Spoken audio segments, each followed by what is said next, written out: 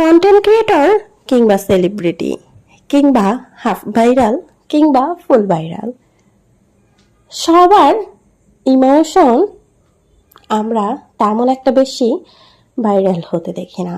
তবে তাদের নেগেটিভ যে কমেন্টস রয়েছে কিংবা নেগেটিভ কথাবার্তা রয়েছে, একজনের বিরুদ্ধে আরেকজনের কথা খুব তীব্র থেকেও তীব্রভাবে আঘাত করে ফেলে, সেটা আমরা খুবই দেখি। আসসালামু আলাইকুম, আশা করি আপনারা সবাই ভালো আছেন।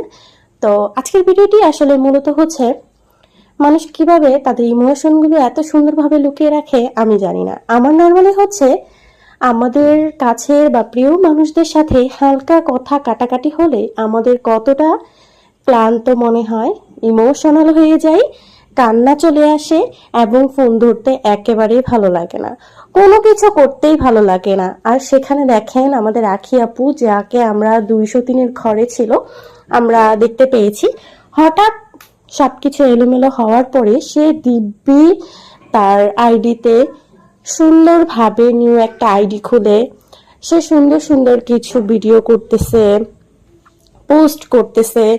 বাট তার মাঝে না তার হাজবেন্ডের জন্য কোনো প্রকার ইমোশন দেখছি না তার আইডিতে, না দেখছি না তার সতীনের জন্য কোনো ইমোশন। অথচ তার একটি সন্তান রয়েছে, তার কথা সে কিভাবে ভাবছে আমি জানি না। যদি ভেবেই থাকে তাহলে সে অন্তত সন্তানের জন্য হলেও তার হাজবেন্ডকে একবার মিস করার কথা। আসলে কতটুকু খারাপ সিচুয়েশন হলে মানুষ এই কাজটি করতে পারে আমি জানি না। তবে আদৌ যত খারাপ সিচুয়েশনই হোক না কেন, প্রত্যেকটা স্বামী স্ত্রীর সম্পর্ক একটু অন্যরকম। একসাথে 4-5 জন থাকলে একটানা তারা 2 বছর একসাথে ছিল, তবুও তার কোনো মিস করার কোনো ফিলিংসই নেই। সে আজ পর্যন্ত কোনো পোস্ট দেয়নি তার খারাপ লাগছে, অথবা আহাত ভাইয়াকে অলরেডি সে ব্লকও করে রেখেছে। সেখানে তার একটি সতীনের বাচ্চা ছিল, সেই মেয়েটার কথাও একবারও বলে না। আমরা জানি একটি মেয়ে, সেই বাচ্চাটার কথাও সে একবারও পোস্ট করেনি, একবারও তার পিকচার দিয়ে বলেনি মিস করতেছি। আসলে সে কতটুকু ছোট মা হোক বা নিজের মেয়ে বলেই তাকে দাবি করত, সো সে কতটুকু আসলে তার সতীনের বাচ্চার প্রতি টেক কেয়ার করেছে এটা আমরা বুঝতেই পারতেছি। যদি তার নিজের সন্তান হতো সে কখনোই এইভাবে রেখে থাকতে পারতো না। যেহেতু সতীনের সন্তান সেহেতুই সে থাকতে পেরেছে। বাচ্চাদের সাথে তো আসলে কোনো রাগ নেই, বাচ্চারা তো আসলে কোনো দোষ করে না। বাচ্চারা আসলে একটি আবেগের জায়গা, মায়ার জায়গা, ভালোবাসার জায়গা। বাচ্চাটার জন্য হলেও অন্তত তার ফিলিংস কাজ করার কথা। যেখানে সে 2টা বছর ছিল সবার সাথে, সেখানে তার একটু হলেও খারাপ লাগার কথা।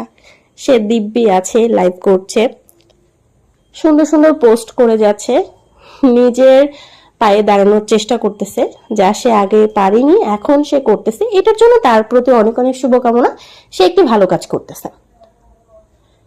তবে আমাদের তিশা আপু যদি অভিনয় করে থাকে, আপনাদের অনেকেরই কমেন্টস যে তিশা আপু অভিনয় করছে, আমি সেই ব্যক্তিগতভাবে কিছুই বলবো না। যদি তিশা আপু অভিনয় করে থাকে তবুও সে ভালো একটি কাজ করছে, কারণ সে অন্তত বাচ্চা ছেলেটার কথা চিন্তা করে তাকে দেখতে গেছে। যেহেতু সেটি তার সতীনের সন্তান, তবুও সে কিন্তু তার প্রতি মায়া করে তাকে অন্তত দেখে আসছে বা তাকে মিস করে। এগুলা অ্যাটলিস্ট আমাদের পাবলিক প্লেসে এসে বলে, যা তিশা আপু আমাদেরকে প্রতিনিয়ত বলে আসতেছে।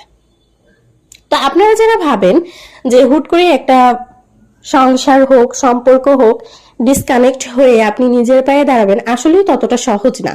যে আসলে অলরেডি ভাইরাল হয়ে গেছে সে চাইলেই হচ্ছে হুট করে নিজের পায়ে দাঁড়াতে পারে, সবকিছু সুন্দরভাবে গুছিয়ে নিতে পারে।